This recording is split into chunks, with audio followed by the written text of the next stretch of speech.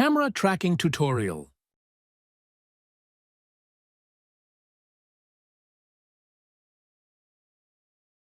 Check detailed analysis. Verify the average error at the end. A value that is too high indicates that it might not work properly. You can set the angle you want for the shot type based on the frame in case the default settings don't work.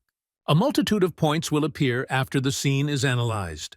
You can select multiple points that define a surface. Or you can select one point. With the points selected, right-click and then select Create Solid and Camera.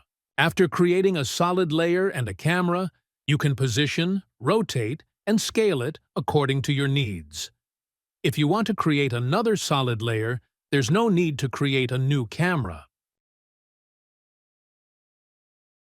Create a composition from the resulting solid layer with these settings. Import the file you need and put it in the new created composition.